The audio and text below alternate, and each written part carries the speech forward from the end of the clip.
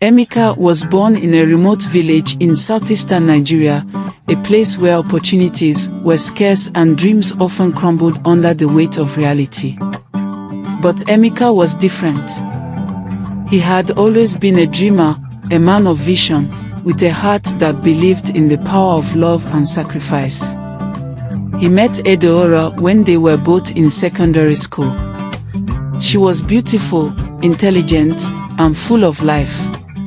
Emeka was captivated by her charm, and soon, they became inseparable. They would sit under the old mango tree near the school, talking about their future, dreaming of a life where they could rise above the limitations of their surroundings. As their bond grew stronger, Emeka began to see Adaora as more than just a girlfriend. She became his inspiration. He knew that she had the potential to achieve great things, but her family was struggling to make ends meet. Determined to see her succeed, Emeka made a decision that would change the course of their lives. He would take responsibility for her education. Emeka dropped out of school to work in the city, doing anything he could to earn money. He became a laborer, working on construction sites under the scorching sun, his hands blistered and his body weary.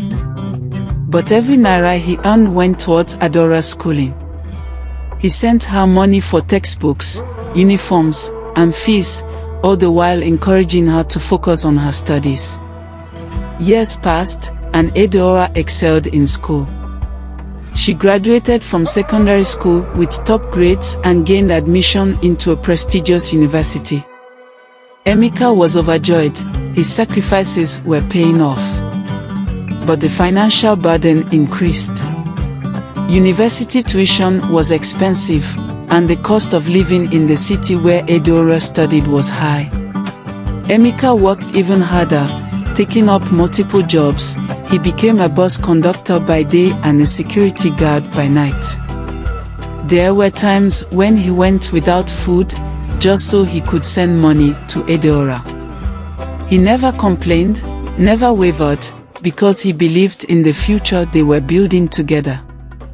Adaora's world began to change as she immersed herself in university life. She met new people, experienced new things, and was exposed to a life far removed from the struggles of her village. Among her new friends was Chuka, a wealthy businessman who took an interest in her. He was charming, sophisticated, and everything Emeka was not.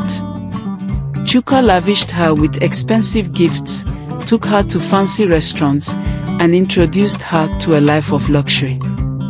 As time passed, Adaora's feelings for Emeka began to fade. She started seeing Emeka's sacrifices as a burden rather than a testament of his love. The life Chuka offered was tempting, and soon Adaora found herself drawn to him.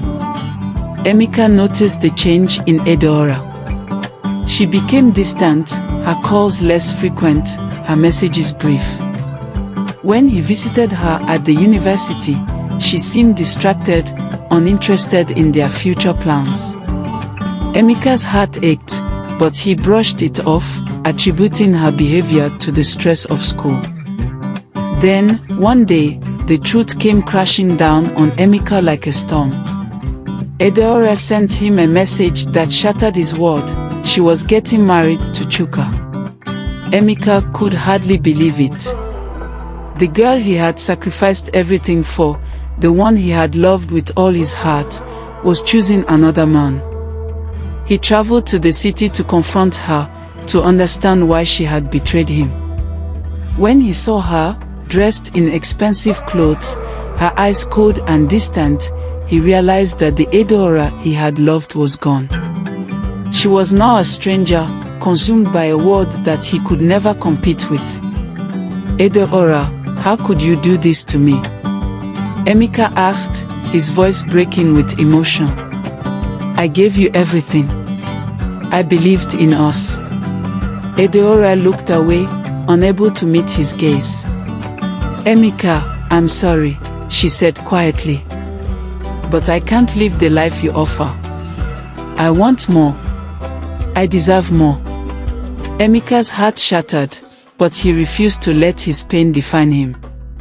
He walked away from Adaora, his head held high, knowing that he had given her everything he could.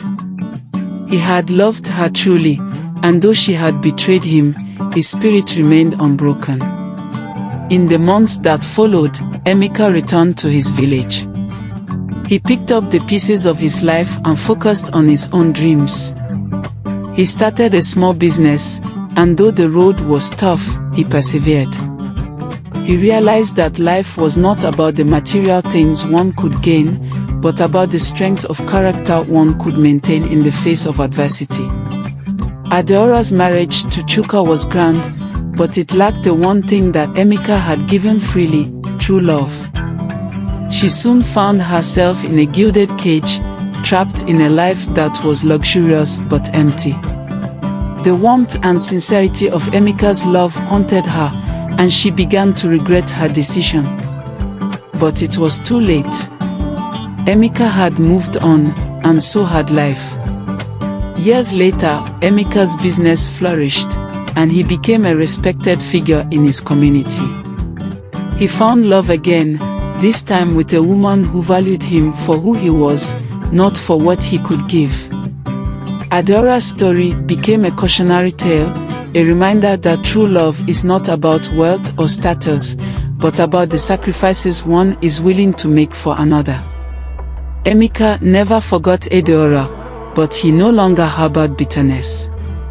Instead, he cherished the lessons he had learned, understanding that life is a journey of both love and loss, and that the strongest chains are those forged in the fires of adversity.